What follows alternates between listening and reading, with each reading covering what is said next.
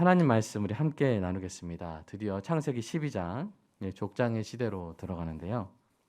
우리가 창세기 12장 1절 함께 읽고 하나님 말씀 함께 듣도록 하겠습니다. 창세기 12장 1절입니다. 함께 읽겠습니다. 시작. 여호와께서 아브라함에게 이르시되 너는 너의 고향과 친척과 아버지 집을 떠나 내가 내게 보여줄 땅으로 가라. 아멘. 우리의 마음을 준비하는 기도하겠습니다. 시작.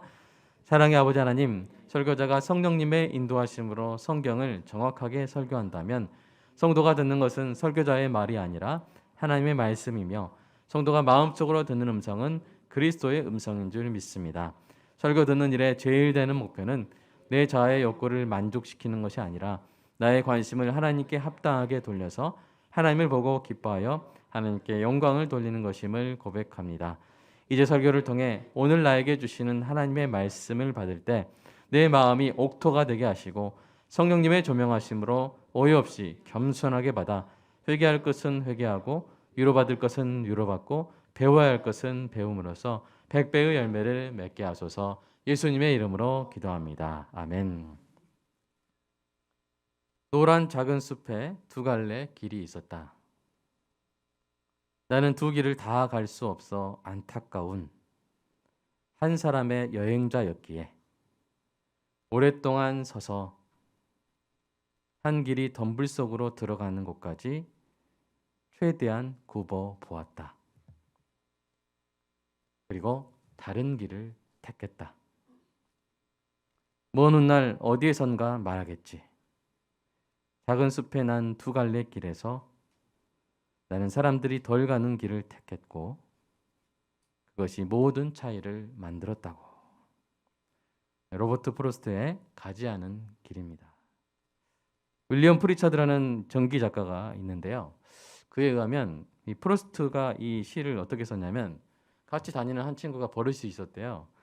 꼭 어떤 길로 가다가 이 갈래길에서 한 길로 간 다음에 다 간 다음에는 꼭 후회를 하는 거예요. 아, 그 길로 갈 걸. 괜히 이 길로 왔다. 이런 버릇이 있는 친구가 있었는데 그 친구를 보고 이 시를 썼다고 합니다. 그러니까 자신이 가지 않은 길을 동경하는 사람들에 대한 약간의 풍자가 담겨 있는 시겠죠. 사람들은 보통 이 시를 어떻게 이해하냐면요. 아주 멋있게 생각하죠. 나는 사람들이 덜 가는 길을 택했다. 그로 인해 모든 것이 바뀌었다. 이런 식으로 어떤 개척 정신을 강조한 시로 오해를 많이 하는데요. 그럼에도 이 시가 우리에게 깊은 울림을 주는 것은 이 시의 서정적 자아가 가지 않은 길을 종종 동경하는 우리의 마음을 대변해 주고요. 동시에 우리가 걸어온 길을 애써 긍정하고 받아들이는 우리의 고백을 또한 대신 해주기 때문일 것입니다. 여러분도 그럴 때가 있습니까? 그때 그 선택으로 인해 가지 않은 길을 동경할 때가 있습니까? 그럼에도 지금까지 걸어온 이 길을 여러분의 길로 받아들이며 다시 마음을 다잡을 때가 있습니까? 가지 않은 길, 어떤 사람에게 그 길은 이 화가의 길이겠죠. 어떤 사람에게는 가수의 길, 어떤 사람에게는 정치가의 길, 어떤 사람에게는 여행 전문가의 길, 어떤 사람에게는 작가의 길일 수 있습니다. 가지 않은 그 길이 사람들이 부러워하는 화려한 길일수록 가끔 우리는 꿈속에서 또는 커피 한 잔의 몽상 속에서 그 길을 걷고 있는 우리 자신을 상상해 보곤 합니다. 저는 오늘 한 사람의 마음을 생각해 봅니다. 그는 당시에 재물이 풍성하고 교육이 발달한 부유한 도시에 살고 있었습니다. 어떤 삶을 살고 있었든 그에게도 나름대로 계속 가고 싶었던 길이 있었을 것입니다. 그런데 여호와 하나님이 그에게 나타나십니다. 그리고 그가 생각지도 못한 새로운 길을 떠나라고 명령하시는 거예요. 그때 그의 마음이 어땠을까요? 그의 마음에 아무런 갈등이 없었을까요? 어떤 지체함도 없었을까요? 여러분은 어떻게 생각하십니까? 오늘 그 갈림길에서 우리의 인생길도 돌아보고 또 내다보는 은혜의 시간이 되기를 소망합니다. 아브라함, 두 번째로 넘어가죠. 아브라함, 그 인생길에서 우리가 많은 것을 공감할 수 있는 이유는요. 그가 어떤 성경의 위인보다 가장 평범한 인물이기 때문이에요. 그는 모세처럼 민족을 구원한 영웅이 아닙니다. 다윗처럼 전쟁터에서 능한 대왕도 아니죠. 엘리야처럼 막 수많은 기적을 일으킨 선지자도 아닙니다. 물론 그가 선지자적인 역할을 한 적은 있지만 엄청난 엘리야처럼 엄청난 기적을 베풀지는 않았죠. 그는 그냥 한 가정의 가장이었습니다. 그것도 친자녀가 없어서 아버지 잃은 조카를 자녀처럼 데리고 다니는 좀 짠한 가장이었죠. 모든 사람이 모세처럼 바다를 가르거나 다윗처럼 골리앗을 이기거나 엘리야처럼 회오리 바람을 타고 하늘로 올라갈 수는 없습니다. 그러나 아브라함처럼 될 수는 있죠. 어떻게 하면 됩니까? 내 욕망이 가리키는 길이 아닌 하나님이 명하신 길을 가면 됩니다. 아브라함이 한 일은 그것뿐이었습니다. 아니 사실 그것조차도 하나님이 하신 일이었고 아브라함은 그 하나님의 주권적인 이끄심에 자기 자신을 내어드린 것뿐이었습니다. 그런데 결국 어떤 사람이 되었습니까? 여러분 성경에서 3번이나 하나님의 친구, 하나님의 벗이라고 부르는 위대한 사람이 되었습니다. 그 3번의 증언 한번 직접 한번 읽어볼까요? 자, 역대하 시작. 우리 하나님이시여 전에 이 땅의 주민을 주의 백성 이스라엘 앞에 쫓아내시고 그 땅을 주께서 사랑하시는 아브라함의 자손에게 영원히 주지 아니하셨나이까.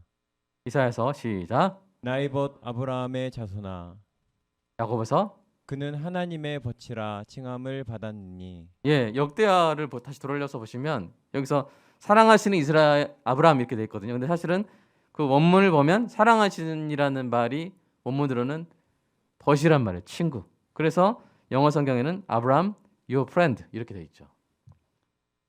여러분 대단한 위대한 사람이 됐어요. 하나님의 친구. 얼마나 대단합니까? 사랑하는 여러분, 여러분도 아브라함처럼 하나님의 친구 되시기를 축복합니다.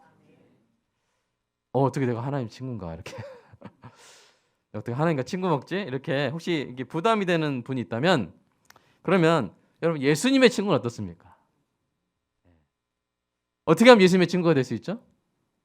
예수님이 그걸 알려주셨는데 요한복음 말씀 한번 읽어보겠습니다. 시작. 너희는 내가 명하는 대로 행하면 곧 나의 친구라. 아멘. 이게 예수님 친구 되는 방법이에요. 뭐 돈이 많이 없어도 됩니다. 엄청난 엘리트가 아니어도 돼요. 어떻게 하면 돼요? 순종하면 돼요.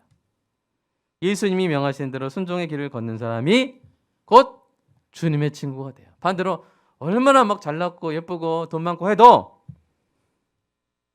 주님이 명하신 대로 가지 않으면 친구가 못 돼요. 그러나 어떤 것 없어 그냥 가장 평범해도 오히려 짠하고 부족해도 주님이 명하시는 길을 가면 예수님의 친구가 되는 것입니다. 여러분 여기 어떤 자격 조건이 있을까요? 어떤 점이 탁월해야 될까요? 그렇지 않다는 것을 보여주는 것이 바로 아브라함이에요. 아브라함은 특별히 의로운 사람이라서 주님의 길을 걸을 자로 선발되지 않았습니다. 세 번째로 넘어가겠습니다. 오히려 성경은요. 하나님이 아브라함을 부르시기 전에 그의 탁월한 점에 대해서 아무 말도 하지 않아요. 오히려 아브라함은 하나님의 은혜가 얼마나 탁월한지를 보여주는 평범한 샘플이에요. 하나님의 은혜가 얼마나 탁월한지, 얼마나 특별한지를 보여주는 가장 평범한 샘플입니다. 여러분 원래 아브라함의 가정이 어떤 가정이었는지 아세요? 하나님을 믿는 가정이었을까요? 경건한 가정이었을까요? 아닙니다. 여호수아가 알고 있었어요. 자, 여호수아서 12장 한번 읽어볼까요? 24장 시작. 옛적에 너희 조상들 곧 아브라함의 아버지 나홀의 아버지 데라가 강 저쪽에 거주하여 다른 신들을 섬겼으나. 그냥 우상을 섬기는 집이었어요. 그리고 어떤 왕족이나 귀족도 아니었고요. 그냥 여러분 광야에 제일 많은 게 뭐예요? 돌덩이 많고 또 구덩이, 돌덩이, 구덩이 두 개가 많아요. 다 덩이네요. 여러분 그 아브라함의 그 집안을 뭐라고 말했냐면 이사야서 51장 한번 읽어볼까요? 시작. 의를 따르며 여호와를 찾아 구하는 너희는 내게 들을지어다. 너희를 떠낸 반석과 너희를 파낸 우묵한 구덩이를 생각하여 보라. 너희의 조상 아브라함과 너희를 낳은 사라를 생각하여 보라. 아브라함이 혼자 있을 때 내가 그를 부르고 그에게 복을 주어 창성하게 하였느니라. 예. 뭐 신앙이 있었던 것도 아니고요. 어떤 높은 배경이 있었던 것도 아니에요. 그냥 돌덩이, 구덩이 같은 집안이었어요. 그러면 불렀을 때 딱 즉각적으로 순종했나? 그거라도 있으면 예쁘잖아요. 근데 사실 신구약 성경을 종합해 보면 그런 것도 아닙니다. 우리 하나님께서 아브라함을 최소 2번에 걸쳐서 부르셨고 아브라함은 최소 1번 이상 지체했다는 것을 알 수 있어요. 여러분 오늘 본문에서 하나님께서 아브라함을 부르시는 지역이 어디입니까? 우리 4절 한번 읽어보면 알 수 있습니다. 4절 읽어볼까요? 시작. 이에 아브라함이 여호와의 말씀을 따라갔고 룻도 그와 함께 갔으며 아브라함이 하란을 떠날 때 75세였더라. 자, 하나님이 오늘 창세기 12장 1절에서 아브라함을 부르셨을 때 아브라함 어디 있었어요? 하란에 있었어요. 여러분 하나님이 아브라함을 처음으로 부르신 것이 바로 하란이었다면 아브라함이 하나님의 부르심에 즉각적으로 순종한 그런 아주 멋진 신앙을 보여준 거죠. 그러나 바로 앞장에 우리의 그 생각을 뒤집어 버리는 사건이 나옵니다. 그 기록이 나오는데 한번 읽어볼까요? 창세기 11장 시작. 데라가 그 아들 아브라함과 하란의 아들인 그의 손자 룻과 그의 며느리 아브라함의 아내 사레가를 데리고 갈대아인의 우르를 떠나 가나안 땅으로 가고자 하더니 하란에 이르러 거기 거류하였으며. 예, 여러분 무슨 일입니까? 당시 데라가 가장이었던 아브라함 일가가 원래 어디 살았어요? 하란에서 살았어요? 우르에서 살았어요? 갈대아의 우르를 살았는데 거기서 떠나서 어디로 가려다가? 가나안 땅으로 가려다가. 어디서 멈췄어요? 하란에서 멈춘 거예요. 여러분 우르에 있던 데라가 왜 가나안 땅으로 가려고 했을까요? 여러분 그 이유를 신약 성경에서 알려줍니다. 스데반 집사를 통해서 알려주는데 우리 사도행전 7장 한번 읽어볼까요? 주의 깊게 읽어보겠습니다. 시작.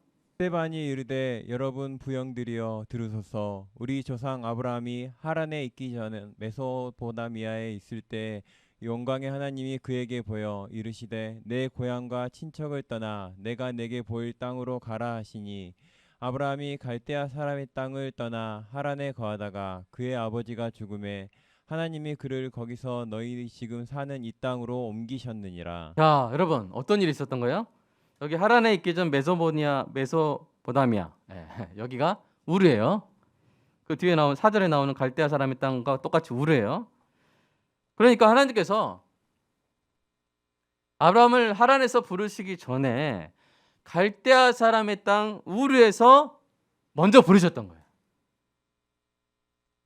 여러분 이 사실이 스데반만 하는 말이 아니라 구약 성경에서도 이야기하고 있는 거예요. 창세기 15장 7절 한번 읽어볼까요? 시작. 나는 이 땅을 내게 주어 소유를 삼게 하려고 너를 갈대아인의 우르에서 이끌어낸 여호와니라. 예, 12장에서 하란에서 부르셨다는 그 기사 나오고 바로 15장에서 내가 너를 하란에서 이끌어냈다 이렇게 말씀하지 않으시고 내가 너를 어디서 이끌어냈다? 갈대아 우르에서 이끌어내셨다 말씀하셨잖아요. 자, 느헤미야서도 한번 읽어볼까요? 시작.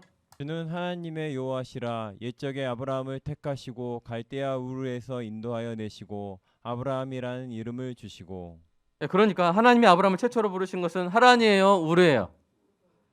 우르인데 우르를 떠나 가나안 땅으로 가라는 하나님 말씀이 아브라함에게 임했을 때 아브라함 일가의 가장이 누굽니까?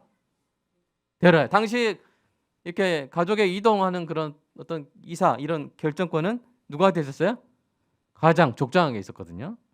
그래서 아브라함으로부터 하나님 말씀을 전해 들은 이 가장 데라가 결정한 거예요.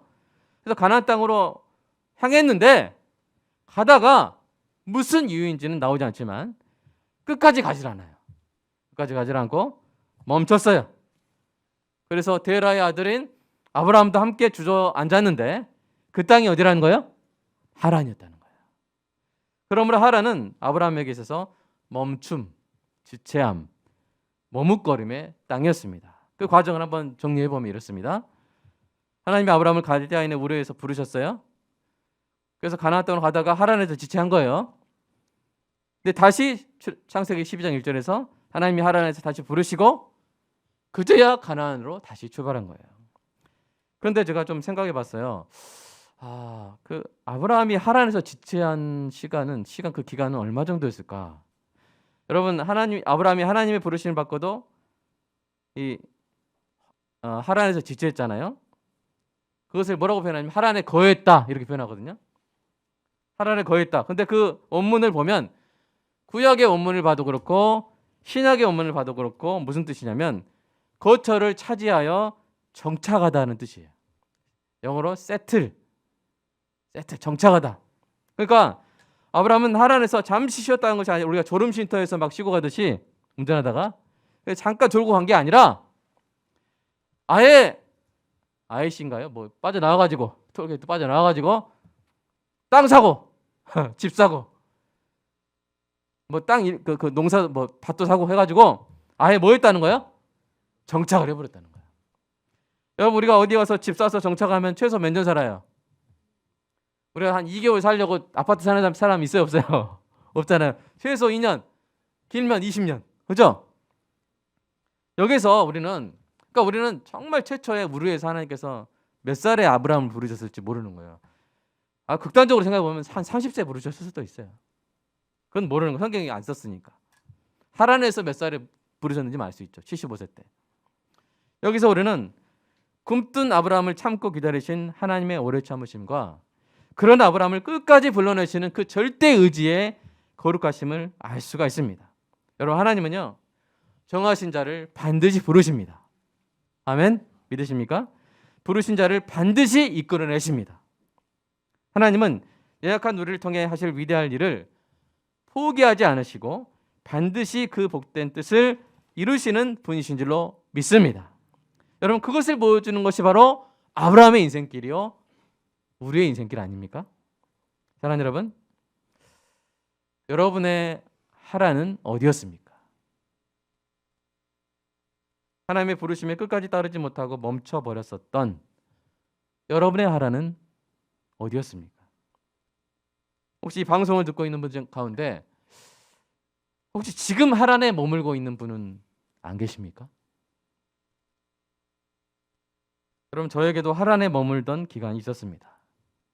내게 주신 하나님의 길을 알지 못한 채로 여러 해 동안, 그리고 알고 난 후에도 여러 달을 하란에 머물러 있었습니다. 그러나 결국 하나님의 때 하나님이 이끌어 내셨습니다.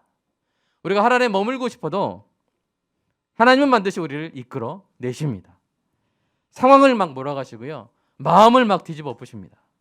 그래서 결국 주님의 길로 나설 수밖에 없게 만드십니다. 그러므로 우리 인생길의 모든 것이 다 하나님의 주권이요 하나님의 은혜인 줄로 믿습니다. 자, 그럼에도 주님의 길을 가는 것은 쉬운 일이 아니죠. 아브라함에게서 그 길은 고향 땅을 떠나는 길이었습니다. 키부츠들과 이별해야 하는 길이었습니다. 아버지 집에서 떨어져 나와야 하는 길이었습니다. 게다가 미래가 훤히 보이는 길이 아니에요. 아브라함이 가야 될 땅은 하나님이 보여준 땅이 아니라 뭐예요? 보여줄 땅이에요. 그 막막함에 대해서 히브리서가 이렇게 말했습니다. 히브리서 11장 시작. 믿음으로 아브라함은 부르심을 받았을 때 순종하여 장래의 유업을 받을 땅에 나아갈새 갈 바를 알지 못하고 나아갔으며. 뭘 알지 못해요?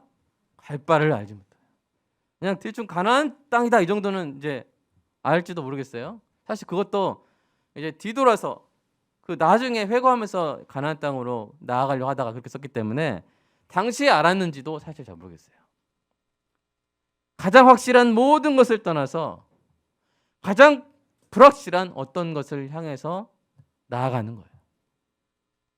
그리고 사실 아브라함이 가나안 땅에 도착해서도 그 불확실성은 계속됩니다. 그래서 아브라함은 평생 약속의 땅에서 나그네로서 야영 생활을 했어요. 야영 생활. 텐트 치고 살았어요. 그것을 히브리서 기자가 이렇게 말합니다. 읽어볼까요? 시작. 믿음으로 그가 이방의 땅에 있는 것 같이 약속의 땅에 거류하여 동일한 약속을 유업으로 함께 받은 이삭 및 야곱과 더불어 장막에 거하였으니 이는 그가 하나님이 계획하시고 지으실 터가 있는 성을 바랐음이라. 그러니까 여러분, 사실 가나안 땅으로 가긴 가야 되는데 최종 목적지는 아니었다는 거예요. 네. 최종 목적지는 어디였다는 거예요? 하나님의 나라였던 것입니다. 하나님이 계획하시고 지으실 터가 있는 성, 하나님의 나라였던 것입니다. 여러분, 아브라함의 출발지가 어디였어요? 최초의 출발지는 우르였죠. 중간에 지나친 곳이 머물렀던 것이 하란이고, 여러분 사실 그 우르는요, 창세기 11장, 그러니까 지난주 설교인가요? 지지난주 설교인가요? 창세기 11장에 나오는 바벨탑을 쌓던 그 곳과 관련이 있는 지역이에요. 바로 똑같은 동일 지역이라는 말은 아니고요. 그것이 바벨이었는데 바벨론이라고도 하거든요. 바로 그 지역과 관련돼 있는 거예요. 그러니까 이 사실은 뭘 암시하고 있는 것입니까? 자, 사람들은 하나님과 관계없이 하나님의 복을 거부하고 자신들의 이름을 내려고 바벨탑을 쌓았지만 하나님은 어떻게 하셨어요? 흩으셨죠. 무너뜨리셨죠. 그리고 하나님의 계획이 있었죠. 한 사람을 세워서 복을 주고 그로 하여금 복 있는 사람이 되어 그 이름을 창대케 하는 것이었죠. 그 계획의 시작이 누구였다는 거예요? 바로 아브라함이었고, 바로 그곳에서 아브라함을 불러내셨다는 것을 암시하고 있는 것입니다. 그렇다면 저와 여러분에게 오늘 하나님이 주시는 길은 어떤 길입니까? 누가복음 9장에 나와 있는데 어떤 길이요? 자기를 부인하고 날마다 제 십자가를 지고 주님을 따르는 길입니다. 여러분, 이 창세기 12장 1절을 막 이런 식으로 막 적용 안 돼요.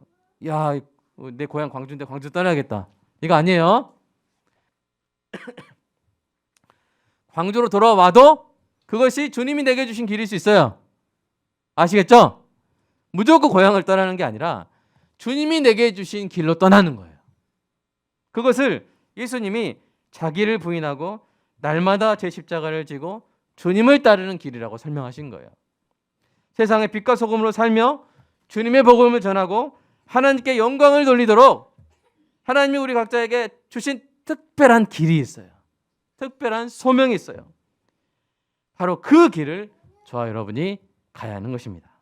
사랑하는 여러분, 그 길을 걷고 있습니까? 계속 걷기를 원하십니까? 끝까지 가기로 결단하십니까?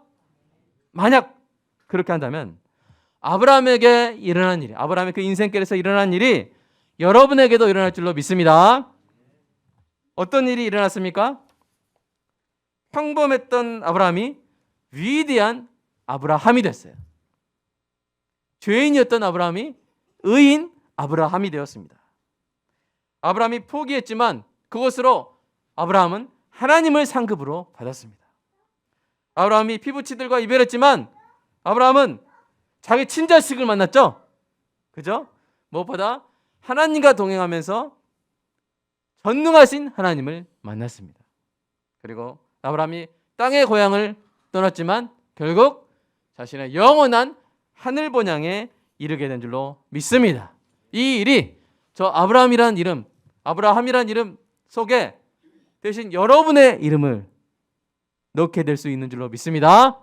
바로 저와 여러분에게 일어나게 될 일인 줄로 믿습니다. 오늘 또 우리는 이 길을 걸어갑니다. 이 길은 나그네 길 같습니다. 이 길은 명성을 좇는 길이 아니라서 외로워 보일 수 있습니다. 이 길은 성공을 향한 길이 아니라서 초라해 보일 수 있습니다. 다른 사람들의 길과 비교해서 더 좋은 길이다, 더 멋진 길이다, 그래서 가는 것이 아니라 많은 갈림길의 유혹을 떨쳐내고 주님이 내게 주신 길이기 때문에 가는 겁니다. 다른 길과 비교해서 더 좋은 길, 더 넓은 길, 그래서 가는 것이 아니라 주님이 내게 주신 길이기 때문에, 내게 주신 주의 길이기 때문에 가는 겁니다. 다른 사람들이 키운 그 꽃밭을 지나가는 꽃길이 아니라 황야에 꽃씨를 뿌리면서 나아가는 길입니다. 내게 주신 주의 길, 그 길을 가는 성도의 심정을 노래한 가사가 있죠. 한번 어제 들어보셨나요? 오늘 또 하루길 나그네 길을 나 혼자 가야 해. 멀고도 험한 길, 나그네 길을 나 혼자 가야 해. 나 혼자 가야 해. 갈래갈래 갈림길 길이라도 내게 주신 주의 길 따라가려. 갈래갈래 갈림길 길이라도 내게 주신 주의 길 따라가려. 여러분, 이 길을 계속 가시겠습니까? 이 길의 끝에서 주님을 만날 때까지, 우리의 모든 눈물을 닦아주실 주님의 그린 품에 안길 때까지 뚜벅뚜벅 걸어가시겠습니까? 우리 이 길을 서로 위로하고 격려하며 밀어주고 끌어주며 함께 가기를 소망합니다. 이 순례의 길 끝에서 마침내 사도 바울처럼 찬란한 고백을 하게 되기를 축복합니다. 그 고백의 황홀한 맛을 미리 한번 맛보겠습니다. 마지막으로 한번 읽어볼까요? 시작.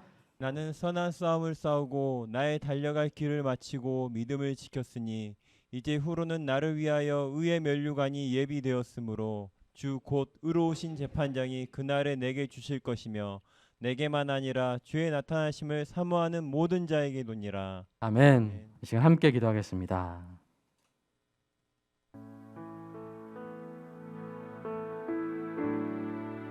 여러분, 아브라함이 얼마나 어떻게 보면 당황했을 수도 있습니다.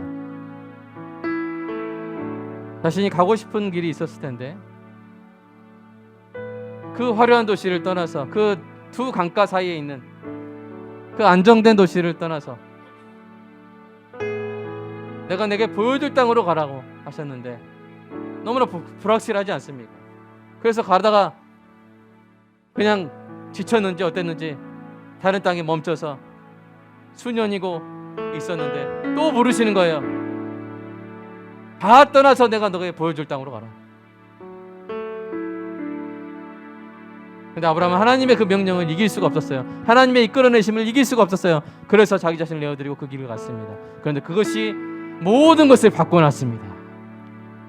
모든 것을 바꿔놨어요. 그 자신의 인생뿐 아니라 믿음의 조상이 되고 그를 통해 예수 그리스도가 오시는 놀라운 영광과 특권에 참여하는 자가 되었습니다. 그때 그에게 주신 주의 길을 걸은 것, 그거 하나 때문에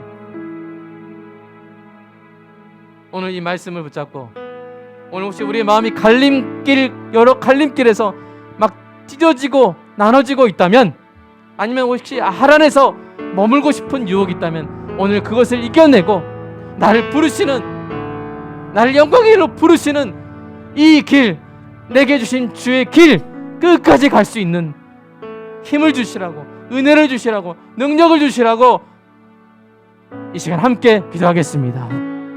사랑의 아버지 하나님, 감사합니다. 하나님, 많은 유혹이 있는 시대입니다. 많은 갈래길이 있고 많은 갈림길에서 헤맬 수 있는 시대입니다. 많은 하란들이 우리를 유혹하고 있습니다. 하나님, 우리는 너무나 평범합니다. 너무나 연약합니다. 잘 쓰러지고 잘 넘어지고 잘 섰습니다. 그러나 주님이 우리를 정하셨다면 우리를 반드시 부르시고 우리를 반드시 이끌어내실 줄로 믿습니다. 하나님, 어느 날 우리가 한숨 지으며 나는 내게 주신 주의 길을 걸었다고, 그것이 모든 것을 바꾸어놨다고 고백하게 될 그날, 내가 선한 삶 다 싸우고 나의 달려갈 길을 다 마쳤다고, 이제 내게는 영광의 하나님께로부터 오치실 그 면류관만 남았다고, 내게뿐 아니라 사랑하는 성도들에게 그렇다고 고백하게 될 그날이 올 줄로 믿습니다. 주님, 이 길을 계속 가게 하여 주시옵소서. 주님, 내게 주신 주의 길을 계속 가게 하여 주시옵소서. 이 길에 명성이 없고 이 길에 성공이 없다 할지라도 상관없습니다. 내게 주신 주의 길이기 때문에 귀합니다. 예수님이 이 땅에 오셔서 하나님이 주신 그 길을 걸었던 것을 봅니다. 그 예수님의 길에 성공이나 명성이 있었던 것이 아니라 오히려 고난과 핍박이 있었지만 가시밭길이었고 채찍질 당하고 정죄받고 누명을 쓰는 가장 참혹한 길이었지만 그 슬픔의 길, 그 고난의 길을 주님이 주신 길이기 때문에 걸어가신 그 예수 그리스도의 끝까지 걸어가심이 없었다면 우리 다 죽었을 것입니다. 우리 다 멸망했을 것입니다. 우리는 하나님의 예배드릴 생각도 하지 못하고 이 땅에 교회는 없었을 것이며 우리는 멸망의 구덩이를 향해 떨어지는 소멸하는 불덩이에 불과했을 것입니다. 그러나 주님께서 하나님이 주신 주의 길을 끝까지 걸으셨기 때문에 그 십자가 골고다 길을 다 걸으셨기 때문에 우리가 살아나고 우리가 구원받고 우리에게 영생의 소망이 있는 줄로 믿습니다. 하나님, 이제 예수님이 우리를 부르시는 그 길에 기꺼이 가게 하여 주시옵소서. 자기를 부인하고 날마다 제 십자가를 지고 세상의 빛과 소망이요 주님의 법을 전하면서 하나님께 영광을 돌리는 그 길, 우리 각자에게 주어진 그 소명의 길을 황금길로 여기며 영광의 길로 여기며 하나님이 지으실 그 아름다운 하나님 나라 그 천국을 향해 걸어가는 아버지 우리 인생 길 되게 하여 주시옵소서. 그 길에 서로 위로하고 격려하고 밀어주고 끌어주고 함께 가게 하여 주시옵소서. 주여 사랑합니다. 이 길을 쭉 계속하게 하여 주시옵소서. 오직 한 길 내게 주신 주의 길, 갈래갈래 갈래길 길이라도 내게 주신 주의 길 가겠습니다.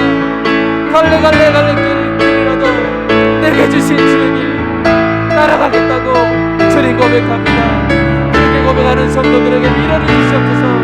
행복을 주시옵소서. 기쁨을 주시옵소서. 소망을 주시옵소서. 통통함을 주시옵소서. 건강을 주시옵소서. 물질을 주시고 성령 충만케 하여 주시옵소서. 주님 사랑합니다. 아브라함과 함께 이 길을 계속 가보겠습니다.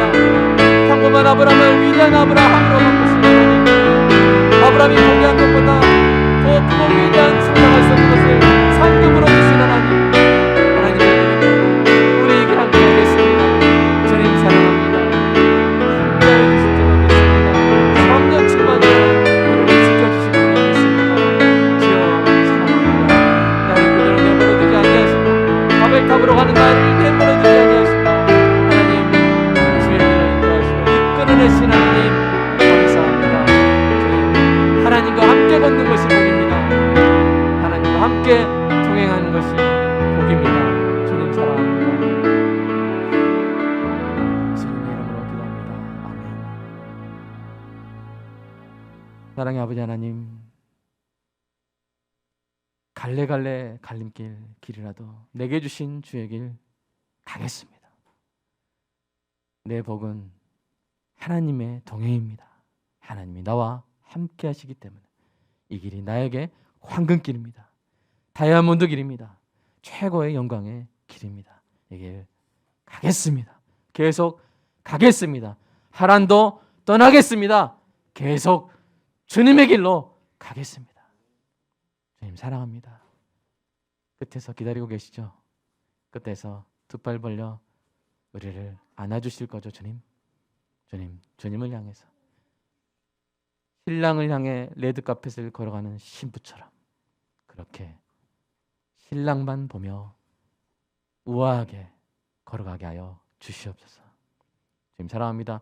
주님께서 주신 소득 주님의 은혜라고 고백하며 11조 감사헌금 주일헌금 드렸습니다.